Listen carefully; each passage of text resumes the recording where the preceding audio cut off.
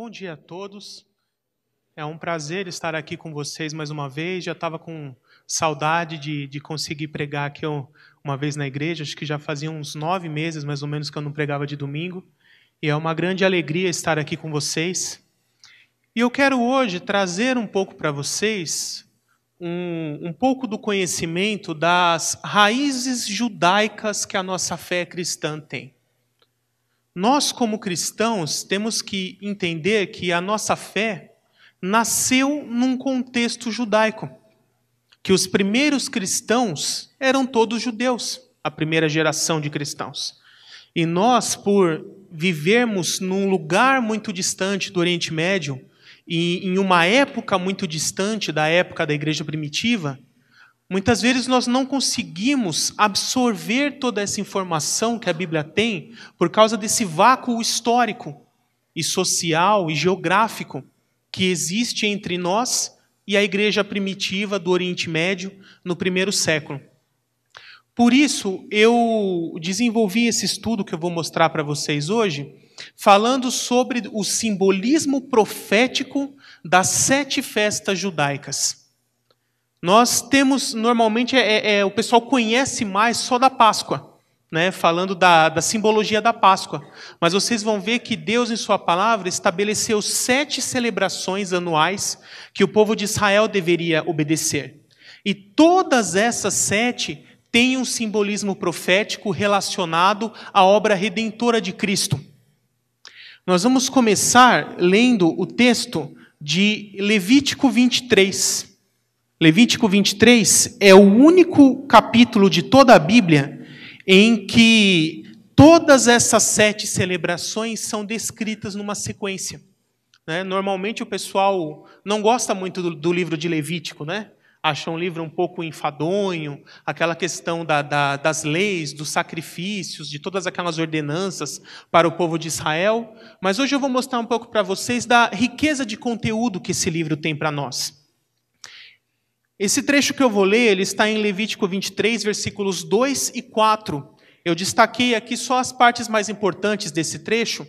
A tradução que eu usei aqui foi uma mescla da NVI com a Almeida Corrigida e Fiel, a ACF.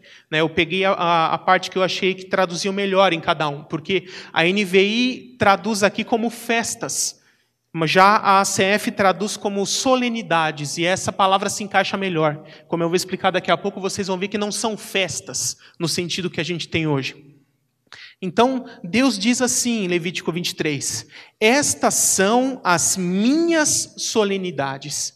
Então, perceba que elas não são festas judaicas, não são festas dos judeus. Deus diz, elas são as minhas solenidades. E na sequência ele diz, as convocações fixas do Senhor. Toda vez que a palavra Senhor aparece em português inteiro em maiúsculo, é tradução do tetragrama. São 4 letrinhas hebraicas que representam o nome próprio de Deus. A pronúncia mais correta seria Yahweh. Nós podemos traduzir por Yahvé, também transliterar aqui no português. Então, essas são as festas de Yahvé, as convocações fixas que Yahvé faz para o seu povo, que vocês proclamarão como convocações sagradas no seu devido tempo. Aqui começa a descrição desses eventos que nós vamos ver. E aqui na sequência, eu quero mostrar para vocês que o termo hebraico original, ali que é traduzido por festas ou convocações, é o termo moed, que no plural é moedim. E o que significa moedim? Será que são só festas, feriados que os judeus comemoram? Não, elas são convocações de Deus. Também podem ser entendidos como encontros dedicados, encontros santos, consagrados a Deus. E essa palavra também significa ensaio. Elas são ensaios santos. O que significa isso? Quando Deus determinou essas 7 festas a serem seguidas, essas 7 solenidades, celebrações, Ele queria incutir na mente do povo o simbolismo profético de cada uma delas. Cada uma dessas 7 celebrações, elas são ensaios de eventos relacionados à obra redentora que Cristo fará uma parte no futuro, outra parte já fez para nós, na história da humanidade. E aqui eu vou mostrar para vocês o simbolismo profético de cada uma dessas 7 festas. Mas antes eu preciso explicar para vocês quais são essas 7 festas e as datas em que elas são comemoradas, né? Porque o calendário da nossa Páscoa cristã não é o mesmo calendário da Páscoa judaica. A nossa Páscoa cristã, como no ano em que Cristo foi crucificado, a Páscoa caiu numa sexta, nós, como cristãos, adotamos por tradição que a Páscoa seria a primeira sexta-feira depois da primeira lua nova, que ocorre depois do solstício de inverno no hemisfério norte. Difícil de você calcular, né? Então, basicamente é isso. Ocorre o solstício de inverno no hemisfério norte, que para nós é o de verão, por volta de comecinho de março. E aí, a primeira lua nova que tiver, a sexta-feira daquela semana vai ser a Páscoa. É assim que se calcula a Páscoa cristã. Mas a Páscoa judaica, ela tem um dia fixo, que a cada ano cai num dia diferente da semana. Podia cair segunda, terça, quarta, quinta, qualquer dia da semana. Porque ela é o dia 14 de Nissan. Nissan equivale mais ou menos ao nosso março ou abril. O calendário judaico é um pouquinho deslocado em relação ao nosso, porque o ano é um pouquinho menor. Ele tem só 360 dias. Então, esses 5 dias a menos a cada ano vai deslocando um pouquinho as datas em relação ao nosso. Então, alguns anos cai final de março, outros cai começo de abril. Mas é o dia 14 de Nissan, 14 e 15 de Nissan. Em hebraico é chamada Pessah, né? Se fala com esse R mais gutural assim no hebraico. É importante nós separarmos muito bem a Páscoa judaico-cristã dos eventos pagãos que ocorrem hoje. Porque, por exemplo, no português acabamos usando a mesma palavra, mas em inglês existem 2 palavras diferentes que querem dizer Páscoa, né? A Páscoa judaica eles chamam de Passover, né, que é a passagem.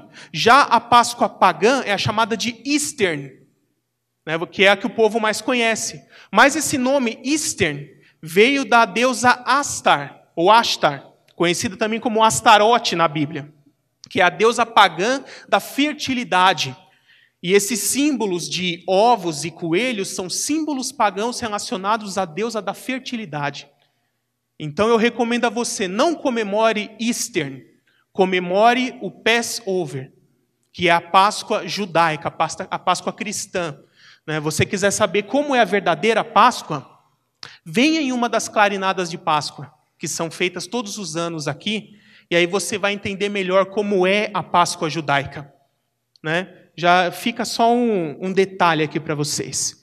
Depois disso, na sequência, seguimos aqui com a segunda festa, que ela é emendada com a Páscoa. Por que a Páscoa é 14 e 15 de Nissan? Porque no calendário judaico, a transição de um dia para outro ocorre no final do entardecer. O dia começa com a noite. Quando anoitece, já é o início de um novo dia. Então, o final da tarde de 14, a partir de quando anoitece, como a refeição é comemorada à noite, já é 15 para eles. Por isso é 14 e 15. E logo em sequência, ela emenda com a segunda festa, a festa dos pães asmos. Em hebraico é Hag HaMatzah. Matzah é o pão asmo, o pão sem fermento. E Hag, em hebraico, quer dizer festa ou celebração. É daí que vem o nome Hagai, que é traduzido pelo nome do profeta Ageu. O profeta Ageu, que nós temos na Bíblia, o nome original dele é Hagai, o festivo, aquele que é celebrado. É daí que vem essa mesma origem, que é de 15 a 22 de Nissan. É uma semana inteira a festa de pães asmos. Dentro dessa semana inteira, o primeiro domingo, ocorre a terceira festa, que no ano em que Jesus foi crucificado, ocorreu no dia 16. A festa das primícias. É o Yom HaBikurim. Yom em hebraico é dia, então é literalmente o dia das primícias. O dia de trazer as primícias a Deus. Depois nós temos Pentecostes, conhecemos elas como Pentecostes, nos dias 6 e 7 de Sivan. Sivan seria mais ou menos o nosso mês de junho. Ela, em hebraico, é Shavuot. Shavu é semana, Shavuot é no plural, é a festa das semanas. porque são contados exatamente 7 semanas após as primícias, e é o dia em que ocorre essa festa de Pentecostes. Depois nós temos mais 3 festas, que são as festas do segundo semestre. As primeiras festas são as festas da primavera, lá em Israel. Essas aqui são as festas de outono. Então, a 5ª festa do ano é a festa das trombetas, Yom Teruah, que ocorre no dia 1º de Tishri. Tishri pode ser setembro ou outubro. E aqui eu preciso fazer uma explicação, porque nesse mesmo dia é comemorado o Ano Novo Judaico. O Ano Novo que eles chamam de Rosh Hashanah. Né? Rosh é cabeça, em hebraico, por isso que a letrinha Resh do alfabeto hebraico, no seu formato arcaico, era o desenho da cabeça de um homem, que quer dizer cabeça. E Shaná é ano. Então, a cabeça do ano, o dia que encabeça o ano, é o início, o ano novo. Tá? Mas os judeus eles têm 2 calendários diferentes. Eles têm o calendário civil, que começa aqui em 1º de Tishri, mas ele tem o calendário religioso, que começa em 1º de Nissan. Então, o ano novo religioso é o 1º de Nissan, que eu vou explicar daqui a pouco, que lá em Êxodo 12, o próprio Deus estabeleceu que Nissan seria o 1º mês do ano dali para frente. Tá? Logo em sequência, depois das trombetas, começa esse período entre dia 1º a dia 10 de Tishri. É um período onde os judeus eles se humilham, fazem jejuns, orações, vestem-se com roupas de pano de saco, porque é o período de expiação, onde eles se humilham pedindo o perdão de Deus, a restauração, porque no dia 10 é o Yom Kippur, o dia da expiação dos pecados, o dia onde Deus vai determinar se eles serão perdoados ou não. E depois disso, 5 dias depois, no dia 15 de Tishri, começa a última festa, festa dos tabernáculos, né? Sukkot. Sukkot significa tendas em hebraico. É o período de uma semana também, igual à festa dos pães asmos, que o povo de Israel habita em tendas. Eles, mesmo aquelas pessoas que têm casa, elas vão morar no quintal, literalmente, fazem isso no mundo inteiro, armam ali cabanas, tendas, e eles fazem de propósito para ficar com folhas de palmeiras de telhado, para que tivesse uns buraquinhos, onde de noite você possa dormir olhando para as estrelas, vendo o céu aberto.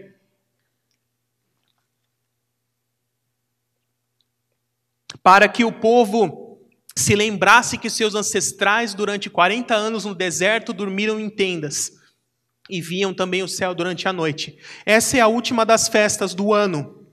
Cada uma delas tem uma simbologia profética. Como nós sabemos isso? Veja aqui 2 textos bíblicos que falam disso. Colossenses 2, versos 16 a 18, diz assim: com relação a alguma festividade religiosa ou a celebração das luas novas, luas novas são essas festas, quase todas acontecem em luas novas, estas coisas são sombras do que haveria de vir. Paulo já tinha esse entendimento. E o autor aos Hebreus, capítulo 10, verso 1, diz: a lei, ou seja, a Torá, o Antigo Testamento, traz apenas uma sombra dos benefícios que haveriam de vir. Então, todas essas festas, elas são ilustrações, sombras, simbologias dos eventos que iriam ocorrer. 4 delas já foram cumpridas, que eu vou explicar daqui a pouco. Olha quais são: Páscoa, pães asmos, primícias e Pentecostes. Essas 4, elas já foram profeticamente cumpridas na primeira vinda de Cristo. E as outras 3 estão relacionadas à segunda vinda. E agora eu vou fazer uma análise mais detalhada com vocês, falando de cada uma dessas 7 celebrações, essas convocações que Deus faz, esses ensaios santos, o simbolismo profético que cada um deles tem. Então, o primeiro que nós vamos ver é a Páscoa. Nós encontramos a menção da Páscoa em Levítico 23, verso 5. Por que só esse verso 5? Tão pouquinha informação. Porque a descrição mais detalhada da Páscoa já está lá em Êxodo 12, quando Deus determina a ser cumprida a primeira Páscoa. Então eu vou ler aqui para vocês, Êxodo 12, do verso 1 ao verso 8, Depois, se vocês quiserem em casa ler até o 10, que é mais completo. E depois o verso 46, para dar mais um detalhe. Olha o que diz Êxodo 12. O Senhor disse a Moisés e a Arão no Egito: este deverá ser o primeiro mês do ano para vocês. Então, ali eles estavam no mês de Nissan. Deus determina que a partir daquele momento, Nissan passará a ser o primeiro mês do ano. Digam a toda a comunidade de Israel que no 10º dia deste mês, 10 de Nissan, todo homem deverá separar um cordeiro ou cabrito para a sua família, um para cada casa.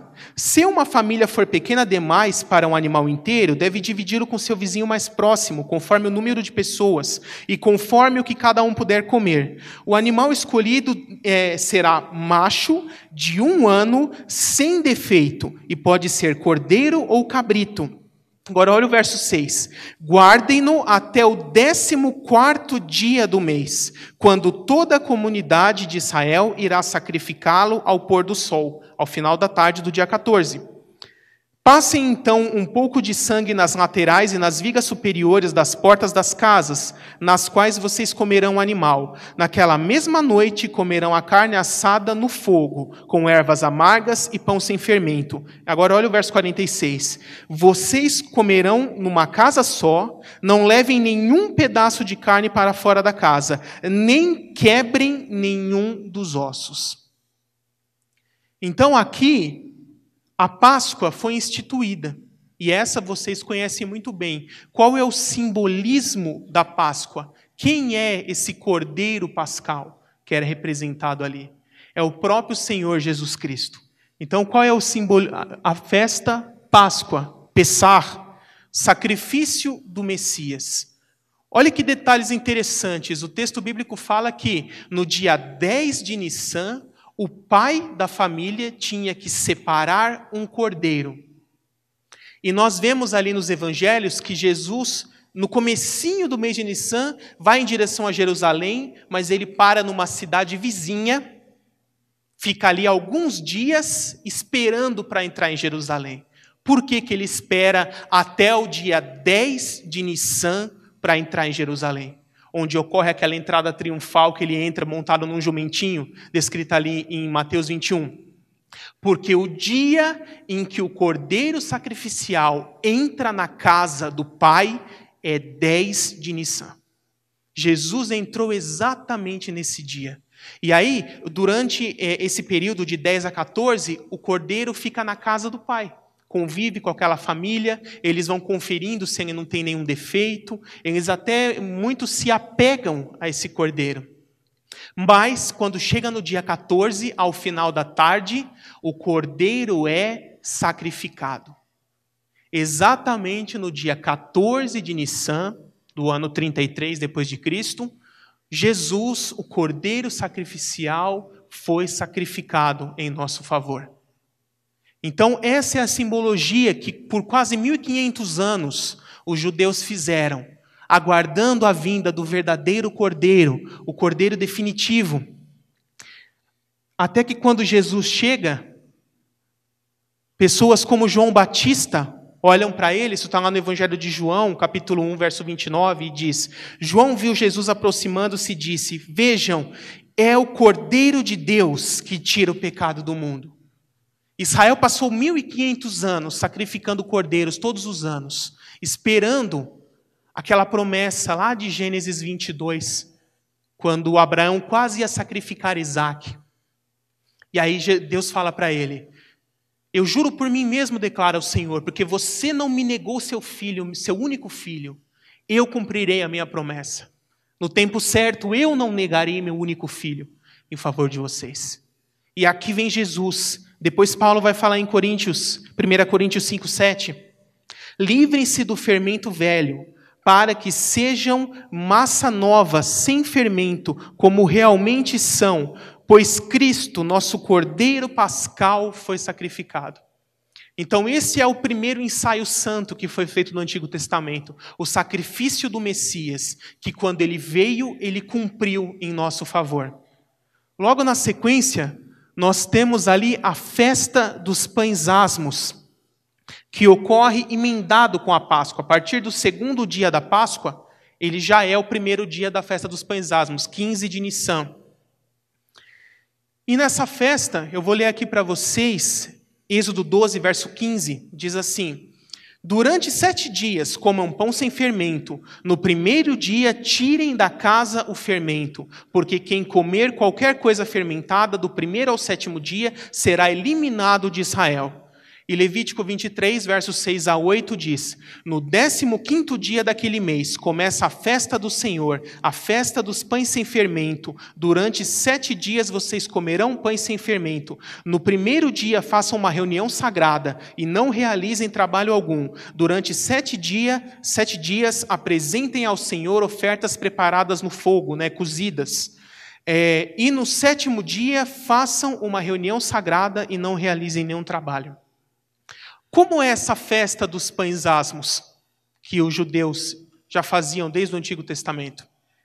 Eles têm que comer pão sem fermento, não pode comer nada fermentado.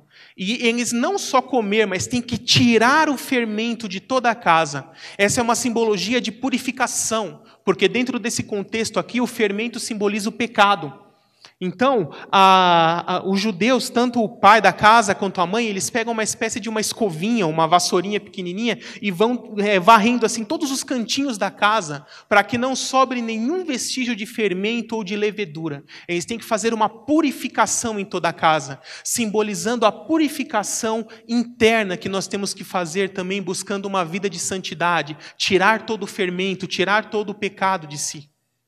Essa é a festa dos pães asmos. E olha que interessante. Eles utilizavam desde aquela época uma sacola feita de pano chamada sacola da unidade. E ela tem 3 compartimentos onde iam 3 partes do pão. Eu vou colocar aqui o próximo, vocês vão ver o matzah. Ele parece aí uma bolacha creme cracker, só que bem grandão. Esse é o formato do pão asmo original. E então eles colocam esses pães asmos ali, e para eles simbolizam os patriarcas, Abraão, Isaque e Jacó. Mas nós sabemos como cristãos que o filho Isaque, o filho da promessa, é uma tipologia, uma simbologia do próprio Cristo, do próprio Filho de Deus. Então para nós essa sacola da unidade, que é uma com 3 ao mesmo tempo, ela representa o Pai, o Filho e o Espírito Santo.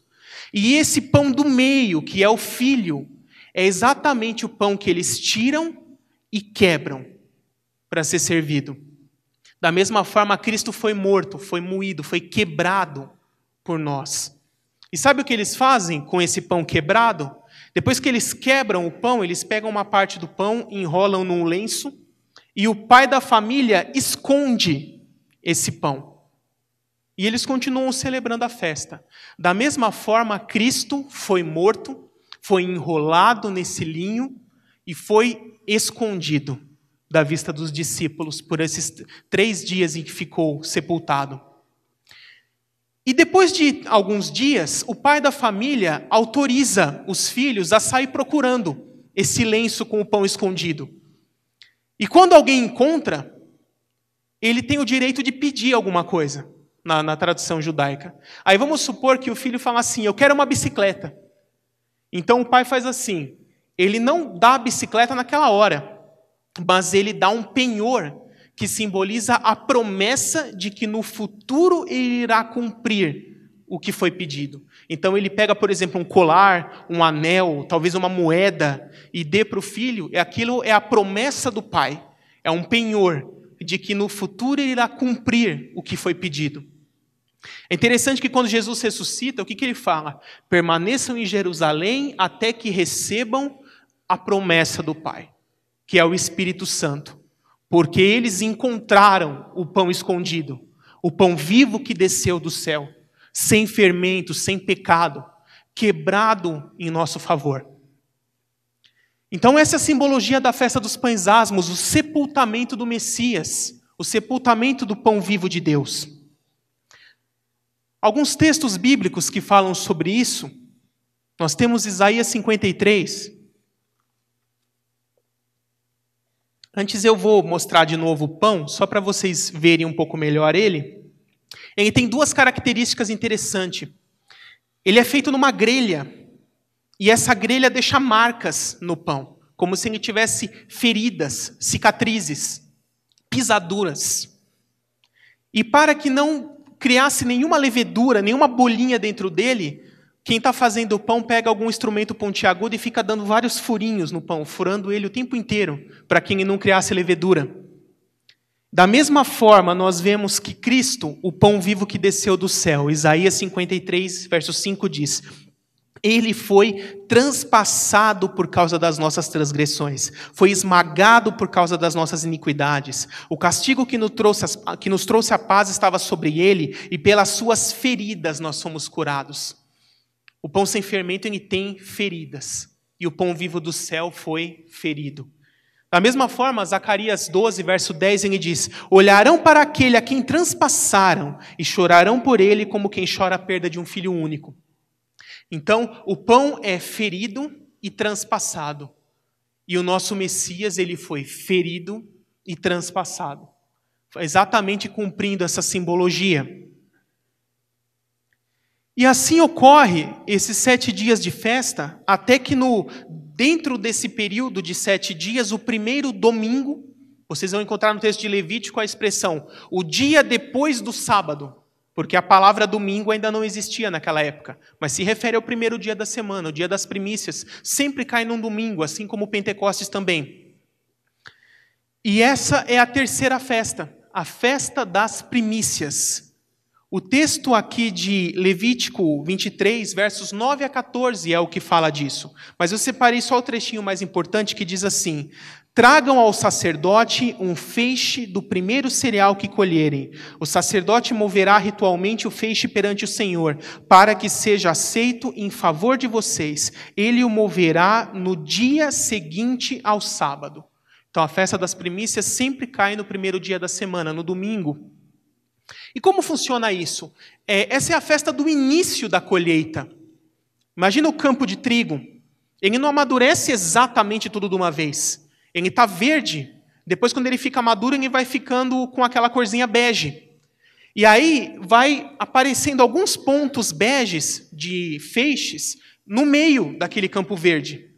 Então, o pai da família, ele pega um feixe de lã, amarra aquele montinho de trigo que já amadureceu, e aquilo é a primícia, a primeira parte da colheita que é dedicada ao Senhor. Então ele colhe aquilo, leva ao sacerdote, o sacerdote oferece aquilo na presença de Deus. E a simbologia disso por causa dessa pequena parte, que é a primeira que eu ofereço ao Senhor, Deus me promete que haverá uma grande colheita no futuro.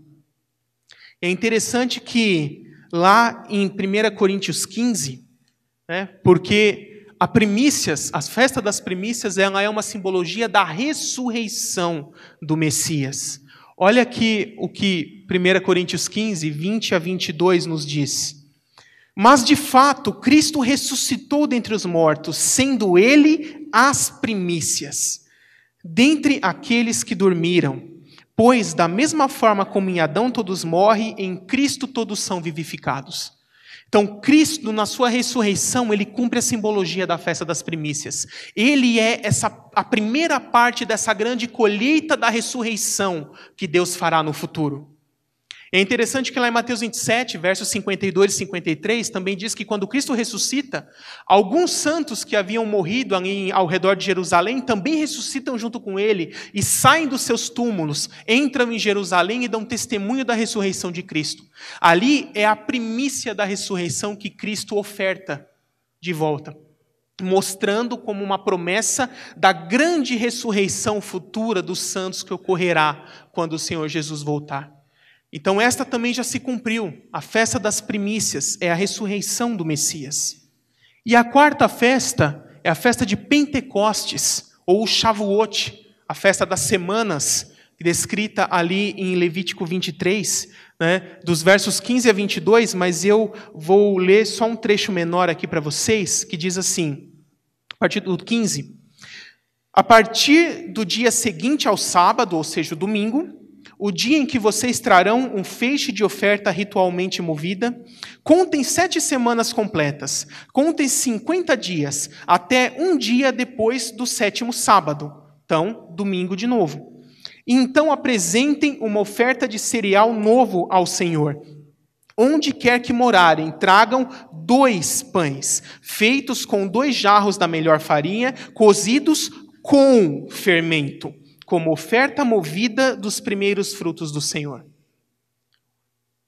A festa das primícias é o início da colheita. Pentecostes é o final da colheita. Esse período de quase 2 meses é o período que Israel faz a colheita. Então, no final da colheita, eles fazem a festa de Pentecostes. Olha que interessante, nas primícias ali, é pão sem fermento, porque simboliza o Messias, sem pecado. Agora, aqui, no Shavuot, na festa dos Pentecostes, são 2 pães, não um só, e são com fermento. Por que são 2 pães, não são um só, e eles têm fermento? Porque o Pentecostes simboliza o início da igreja, que ocorre lá em Atos 2 com o derramar do Espírito Santo. O nascimento da igreja em Pentecostes é a festa que é celebrada aqui. E olha o que Paulo vai nos dizer. Primeiro vamos ler Jeremias. Olha o que Jeremias, Deus revela através de Jeremias de forma profética. Jeremias 31, verso 33, fala sobre a nova aliança. Esta é a aliança que farei com a comunidade de Israel depois daqueles dias, declara o Senhor. Porei a minha lei no íntimo deles e a escreverei em seus corações. Serei o Deus deles e eles serão o meu povo. Perceba, o meu povo, um povo só. Depois, no Novo Testamento, Paulo vai dizer lá em Efésios 3, 14 e 16, de ambos, ou seja, judeus e gentios, fez um e destruiu a barreira, o muro de inimizade. O objetivo dele, de Cristo, era criar em si mesmo, dos dois, um novo homem, uma nova humanidade, e reconciliar com Deus os dois em um corpo, o corpo terrestre de Cristo, a igreja, por meio da cruz, pela qual ele destruiu a inimizade. Agora percebe porque são 2 pães que são ofertados, 2 pães iguais colocados juntos. Judeus e gentios unidos em um único grupo na igreja. E por que tem fermento? Porque são seres humanos, continuam pecadores. Então a união desses 2 povos em um único corpo, na igreja, é o Pentecostes, é o nascimento da igreja. Essa é a 4ª festa que já está cumprida. Foram cumpridas na primeira vinda, mas ainda existem 3 outras festas que ainda não foram cumpridas, e elas serão cumpridas na segunda vinda, ou nos eventos relacionados à segunda vinda. A primeira delas é a festa das trombetas. A festa das trombetas, em hebraico, é o Yom Teruah, literalmente o dia do toque de trombetas. Esse é um dia, o 1º de Tishri, né, que também é o Ano Novo Civil ao mesmo tempo.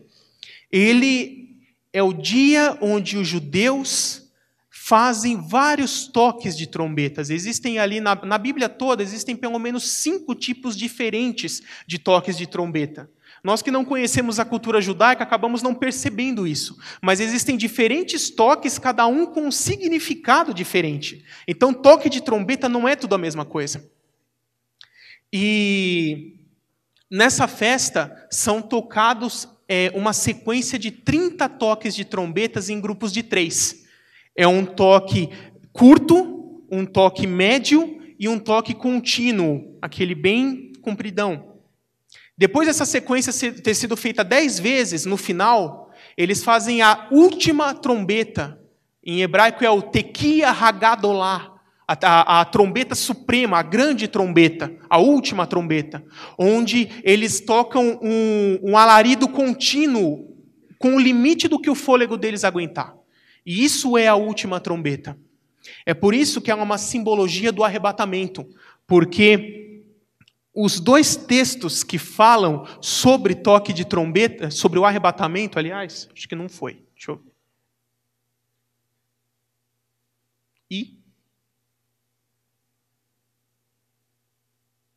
O pessoal da mesa pode passar direto para mim aí, se vocês conseguirem. Que aqui deu problema. Isso. Então, o dia das trombetas é uma simbologia do arrebatamento. É por isso que Paulo, lá em 1 Coríntios 15, também em 1 Tessalonicenses 4, os dois textos que falam do arrebatamento, falam que ele ocorrerá quando passar a última trombeta. Pode passar o próximo slide. Muitas pessoas confundem, achando que é a trombeta do Apocalipse. As trombetas do Apocalipse são juízos de Deus, é outro contexto, é outro tipo de toque de trombeta. Não tem nada a ver com as trombetas do arrebatamento. As trombetas do arrebatamento são diretamente ligadas ao Yom Teruah, a festa das trombetas. 1 Coríntios 15, 51 e 52 diz: todos seremos transformados ao som da última trombeta, o Tequia Hagadolá, a última trombeta da festa. Pois a trombeta soará, os mortos ressuscitarão incorruptíveis e nós seremos transformados. 1 Tessalonicenses 4, 16 e 17. Com a voz do arcanjo e o ressoar da trombeta de Deus, o próprio Senhor descerá dos céus e os mortos em Cristo ressuscitarão primeiro. Depois nós, os que estivermos vivos, seremos arrebatados com eles. Então, essa é a primeira festa que irá se cumprir daqui para frente no futuro. As 4 primeiras já foram cumpridas. O dia do toque da trombeta de Deus, o arrebatamento da sua igreja, onde os mortos em Cristo ressuscitarão com corpos imortais, incorruptíveis, glorificados, semelhantes aos anjos. E nós, os que estivermos vivos, seremos transformados para essa mesma natureza glorificada e seremos conduzidos ao céu pelo próprio Senhor Jesus. Esse é o arrebatamento da igreja.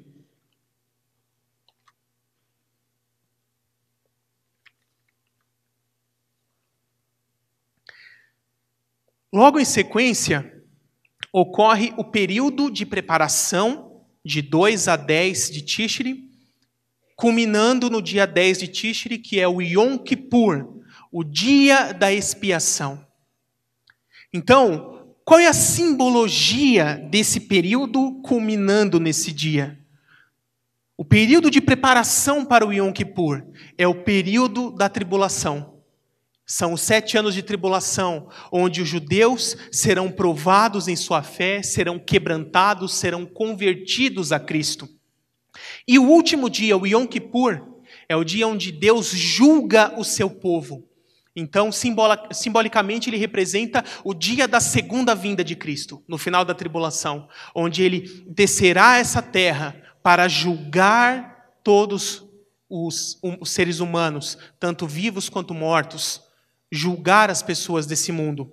Essa é a simbologia da preparação e do Yom Kippur, o período de tribulação e a segunda vinda de Cristo. Muitos textos bíblicos nos falam sobre isso. Eu apenas separei alguns aqui. Ezequiel 20, versos 35 a 38, diz assim: trarei vocês para o deserto das nações, e ali face a face o julgarei. Palavra do soberano, o Senhor. Contarei vocês enquanto estiverem passando debaixo da minha vara ou do meu cajado, e os trarei para o vínculo da aliança, ou seja, para o milênio, para o reino messiânico. Eu os separarei daqueles que se revoltaram e se rebelaram contra mim. Eles não entrarão na terra de Israel. Então vocês saberão que eu sou o Senhor. Nesse momento será cumprido o dia da expiação, o dia do julgamento que Deus, na pessoa de Cristo, fará sobre toda a humanidade. Essa é a penúltima festa. Depois falta só mais uma, a última, a festa dos tabernáculos, o Sucote. O Sucote, que diz, está ali em Levítico 23, do verso 33 ao 44, mas eu vou ler apenas do 40 em diante, para vocês verem como é. No primeiro dia vocês apanharão os melhores frutos das árvores, folhagem de tamareira, galhos frondosos e salgueiros, e se alegrarão perante o Senhor, o Deus de vocês, durante 7 dias. Celebrem a festa do Senhor durante 7 dias todos os anos. Morem em tendas durante 7 dias. Todos os israelitas de nascimento morarão em tendas, para que os descendentes de vocês saibam que eu fiz os israelitas morarem em tendas quando os tirei da terra do Egito. Eu sou o Senhor, o Deus de vocês. Qual é a simbologia profética de tenda, de tabernáculo, habitar num tabernáculo? é a simbologia da própria presença de Deus manifesta fisicamente aqui na terra. É interessante que lá em João 1, quando o evangelista João vai falar da encarnação do Verbo de Deus, do Logos divino, Cristo, ele diz lá no verso 14, o Verbo se fez carne e habitou entre nós. Esse habitou no original grego é literalmente tabernaculou, fez morada, morou junto com a gente. Então a ideia de tabernáculo é presença de Deus física manifesta entre os homens. Por isso, a festa dos tabernáculos, ela tem a simbologia do milênio, do reino messiânico, quando o próprio Deus, na pessoa de Cristo, estará fisicamente manifesto aqui na terra entre nós. E todos nós veremos a sua presença física manifesta entre nós. Alguns textos bíblicos nos falam a respeito dessa presença manifesta de Deus. Apocalipse 21, verso 3 diz assim: ouvi uma forte voz que vinha do trono e dizia: agora o tabernáculo de Deus está com os homens com os quais ele viverá. Eles serão seus povos, o próprio Deus estará com eles e será o seu Deus. E o final do livro de Ezequiel, Ezequiel 48, 35 diz: e daquele momento em diante, o nome da cidade será: o Senhor está aqui. Yahvé Shammah, em hebraico. Que é a presença física manifesta de Deus na pessoa de Cristo durante o milênio. Essa é a simbologia da festa dos tabernáculos, que será cumprida no reino messiânico de Cristo. A última das festas que encerra esse ciclo de 7 festas que os judeus comemoram todos os anos. Então agora vocês já entenderam que as 4 primeiras festas já foram cumpridas. Só faltam 3. Que continuam sendo ensaiadas todos os anos pelos judeus, esperando o dia desse cumprimento profético. E a pergunta que eu tenho para vocês essa manhã é: você está pronto para o cumprimento dessa próxima festa? Que é o arrebatamento da igreja? Porque para todos nós que estamos aqui, só existem 2 opções. Ou você entrega a sua vida a Cristo, e quando o Senhor vier, você será arrebatado. Quer você esteja ainda vivo, quer você já tenha morrido. Você será arrebatado e levado com o Senhor. Ou você não se entrega a Cristo. Não participa do arrebatamento, mas participa do juízo. O que você quer na sua vida? O arrebatamento ou o juízo de Deus? Eu ouvi alguém dizendo arrebatamento. Amém, eu também quero. Né? Acho que tem gente que ficou em dúvida, né? Ficou meio calado. Então, o que tudo isso nos ensina? O juízo de Deus chegará. É iminente, é muito breve, e você precisa estar preparado para esse dia do juízo. Isaías 2, verso 12, diz assim: o Senhor dos Exércitos tem um dia reservado para todos os orgulhosos e altivos, para tudo o que é exaltado, para que eles sejam humilhados. Os ímpios serão humilhados nesse dia de juízo. Joel 3,14, multidões no vale da decisão, pois o dia do Senhor está próximo no vale da decisão. Só existe uma forma de escapar desse juízo. Jesus disse em João 5,24, quem ouve a minha palavra, crê naquele que me enviou, tem a vida eterna. Não entra em juízo, mas passou da morte para a vida. O objetivo de Deus com a sua igreja não é juízo. Deus quer livrar a sua igreja do juízo. É para isso que serve o arrebatamento. Mas para isso você tem que fazer parte da igreja. E só se torna parte da igreja aqueles que se entregam verdadeiramente a Cristo, de todo o coração, corpo e alma. 1 Tessalonicenses 5, 9 e 10 diz assim: porque Deus não nos destinou para a ira, mas para recebermos a salvação por meio do nosso Senhor Jesus Cristo. Depois também 1 Tessalonicenses 1, versos 10, ele diz: e aguardamos do céu a vinda de Jesus Cristo, que nos livra da ira que há de vir. Então você pode ser livrado desse período de ira, de julgamento, de condenação que está para vir. Mas para isso você tem que estar em Cristo. E essa é a pergunta que eu faço para todos vocês aqui nessa manhã.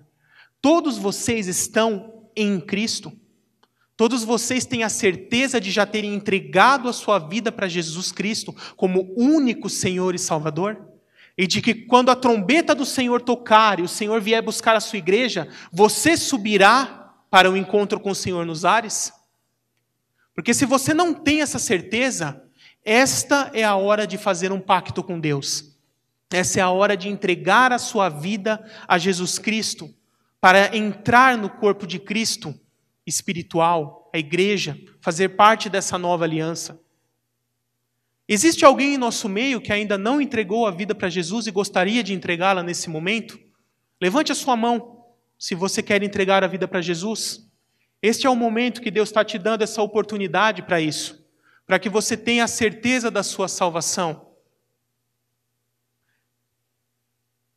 Creio aqui que todos, então, já devem ter entregado a sua vida para Jesus e já são salvos em Cristo, amém?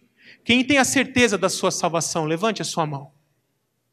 Amém. Glórias a Deus por isso.